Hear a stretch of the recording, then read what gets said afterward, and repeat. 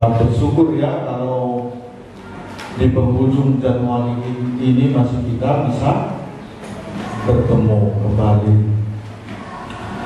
Ya Bapak Ibu, saudara-saudara yang dikasih Tuhan, hari ini kita akan belajar firman Tuhan tentang jaminan ya.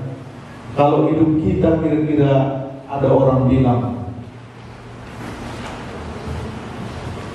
ku jamin hidup dulu, mulai hari ini sampai anak cucu nanti semua ku nafkahi katanya. Kira-kira gimana? Sangat bahagia. Iya, sangat bahagia kata kakak ya. Ya kalau ada yang menjamin, ya karena buah sawit gak terjamin ya. Hari itu banyak. Sekarang kata kakak tadi, drek kan gitu. Jadi kan gak ada jaminan. Tapi di dalam Kristus ada jaminan. Ya, kita butuh jaminan di dunia yang gelap ini ya. Tanpa ada jaminan, maka kita akan gampang terombang-ambing di dalam kehidupan ini. Ya, hari ini tema yang kita mau bicarakan Bapak Ibu adalah jaminan keselamatan dan jaminan bimbingan Tuhan. Ini yang mau kita pelajari. Mari kita buka 1 Yohanes 5 dulu, ayat 11 sampai ayat yang ke-12. Ya. 1 Yohanes 5 ayat yang ke-11 sampai 12. Kita akan baca bersama-sama. 1-2 ya. Dan inilah kesaksian itu, Allah telah mengaruniakan hidup yang kekal kepada kita, dan hidup itu ada di dalam Anaknya. Barang siapa memiliki Anak, ia memiliki hidup. Barang siapa tidak memiliki Anak, ia tidak memiliki hidup. Saya baca sekali lagi. Dan inilah kesaksian itu, Allah telah mengaruniakan hidup yang kekal kepada kita, dan hidup itu ada di dalam Anaknya. Barang siapa memiliki Anak, ia memiliki hidup. Barang siapa tidak memiliki Anak, ia tidak memiliki hidup. Ya Bapak Ibu, saudara-saudara yang dikasih Tuhan, firman ini mungkin sudah sering kita dengar ya. Ini adalah jaminan bagi keselamatan kita. Ya, dari ayat ini, siapakah pemberi hidup yang kekal? Iya. Siapa? Allah. Karena tadi dikatakan, dan inilah kesaksian itu, Allah telah mengaruniakan. Jadi siapakah pemberi hidup yang kekal itu? Allah. Ya. Lalu di manakah hidup yang kekal itu ditemukan? Iya. Iya, hidup itu ada di dalam Anaknya. Itulah Yesus. Ya. Jadi makanya dikatakan tadi, barang siapa memiliki Anak, dia memiliki hidup. Barang siapa tidak memiliki Anak, dia tidak memiliki hidup. Ya. Kita di sini sudah memiliki Yesus semua di sini. Sudah ya. Karena langkah yang harus kita miliki adalah supaya kita memiliki Anak adalah memiliki Yesus tadi. Kita harus menerima Dia. Kita harus bertobat dari dosa-dosa kita, mengundang Yesus di dalam hidup kita.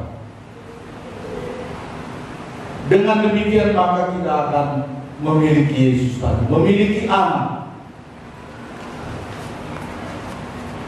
Dan pertanyaannya, ketika dikatakan siapakah yang tidak memiliki hidup yang kekal? Ya, orang yang tidak memiliki Anak. Ya, jika saya dan Bapak Ibu sudah ada di dalam Kristus, Kristus di dalam kita, maka hidup kekal itu sudah menjadi milik kita. Ya, jangan lagi kita ragu. Ini bukan kesombongan. Jadi kalau ditanya orang, kamu kalau mati hari ini ke surga, ya, kita harus mengatakan ya. Kenapa? Karena udah ada jaminannya. Tuhan sudah mengatakan ini kepada kita hari ini. Dia sudah menubuatkan 2000 tahun yang lalu bahwa orang yang memiliki Yesus, orang yang memiliki anak, dia akan memiliki hidup. Jadi keselamatan itu tidak mudah-mudahan. Ini bedanya kita dengan agama tetangga kita. Kalau Kristen ini sebenarnya karya Allah sendiri untuk menyelamatkan kita. Ya, Kristen bukan agama, karena agama itu ada artinya artinya apa? Tidak. Agama kacau. Tapi kalau Kristen itu adalah Allah sendiri yang datang dari surga ke dalam dunia untuk menyelamatkan manusia yang berdosa tadi lewat Yesus Kristus. Jadi jikalau kita sudah memiliki anak, ya, kita akan memiliki hidup. Lalu bagaimana selanjutnya? Bagaimana jaminan bimbingan Tuhan terhadap anak-anaknya? Ini mari kita lihat dalam Amsal 3 ayat 5-6, ya. Mari kita buka Amsal 3. Ini jaminan. Kalau tadi jaminan keselamatan itu sudah jelas. Hari ini bagaimana juga Tuhan menjamin, bagaimana dia akan membimbing anak-anaknya itu yang sudah percaya, yang sudah menerima dia di dalam hidupnya secara pribadi. Mari kita lihat Amsal 3 ayat 5-6. Kita baca juga sama-sama. 1-2 ya. Percayalah kepada Tuhan dengan segenap hatimu, dan janganlah bersandar kepada pengertianmu sendiri. Akuilah dia dalam segala lakumu, maka ia akan meluruskan jalanmu. Ya, ini jaminan bimbingan Tuhan, Bapak Ibu, bagi kita, bagi anak-anak Tuhan. Ya, di sini ada 3 hal yang harus kita lakukan sebagai anak Tuhan, supaya Allah membimbing kita dalam kehidupan ini. Ya, yang pertama apa? Percaya.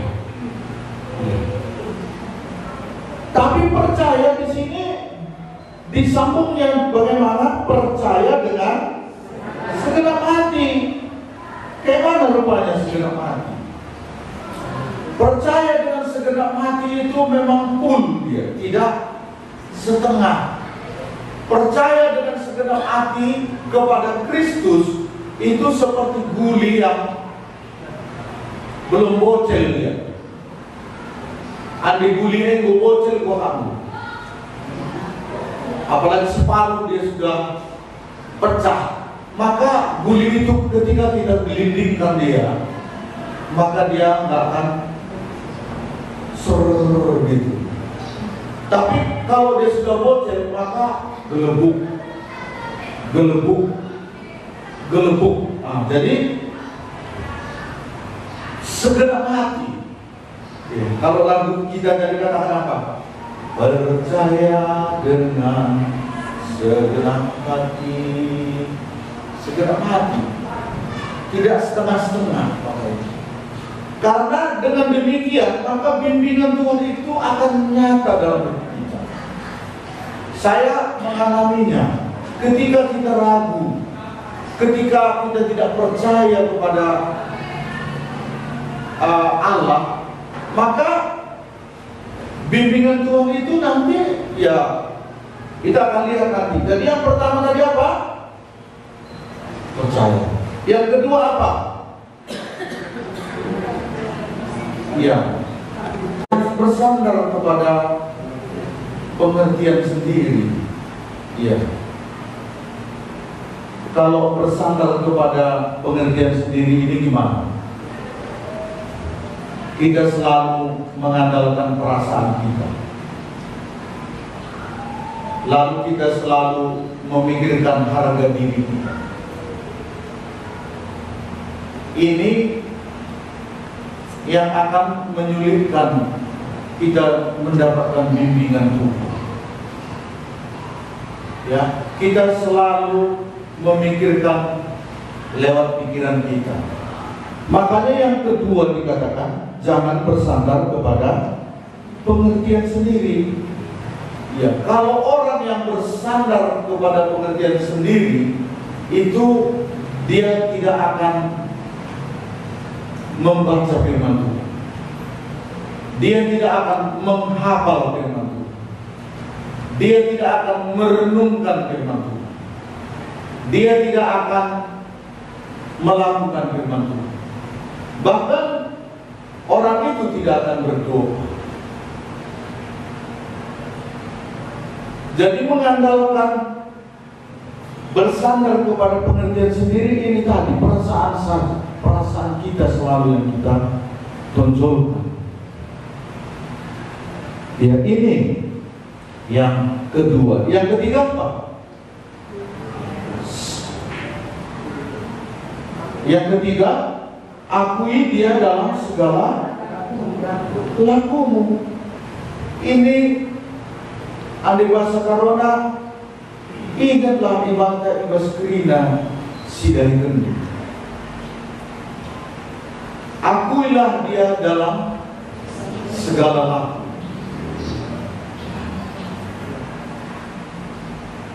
Jadi bila tiga syarat ini sudah dipenuhi, apakah yang dijanjikan kepada kita? Apa? Iya, dia akan meluruskan jalanmu. Makanya kalau tiga ini, yang pertama dari percaya dengan segenap hati, kedua tidak bersandar kepada pengertian sendiri, baru akui dia dalam segala lakumu, maka bagaimana? Dia akan meluruskan jalan. Ada tiga ini saja. Jadi kita mau kira-kira dibimbing Tuhan senantiasa? Pasti mau. Saya mau. Maka tiga ini perlu kita renungkan. Tuhan akan meluruskan jalan saya dan jalan Bapak ini untuk mengarungi dunia yang gelap ini. Karena lurus lawannya apa? Bengkok. Makanya waktu Yohanes pertama kali datang, dia berkhotbah di padang lurus apa? Persiapkanlah jalan bagi Tuhan, luruskanlah jalan baginya. Bagi jalan lurus, ya. Andai bahasa Karona ngeduk-ngeduk. Engkai iman tak enggak lah lurus. Engkai yang ngeduk-ngeduk enggak tahu. Kita selalu tidak percaya dengan segenap hati. Kedua, selalu kita bersandar kepada pengertian sendiri. Ketiga tadi apa?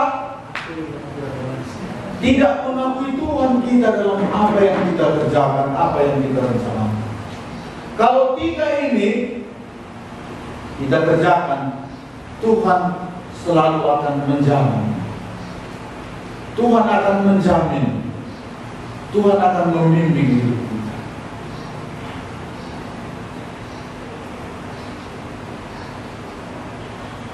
Kamu mau pilih yang mana? Yang lurus atau yang geduk-gedukan? Lurus, ya. Ular itu hari ini saya ada satu yang baru saya pikir. Dulu kalau dalam benak saya ular itu selalu kalau identik dengan gue itu CJ kata orang, ya. Tapi ular itu selalu jalannya geduk-geduk. Oh, ini lumayan ciri ular yang lain. Yang lain selain dia licin, dia juga jalan geduk-geduk. Lama kan dia lari naik. Begitu. Maka orang yang selalu mengandalkan pikirannya, orang yang tidak percaya Tuhan dengan segenap hatinya, lalu orang Kristen yang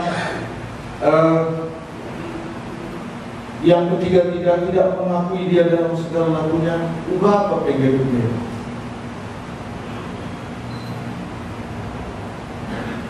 Amin. Ini saja firman Tuhan untuk kita renungkan pada hari ini. Mari kita nyanyi, setelah itu kita tutup udara kita. Percaya dengan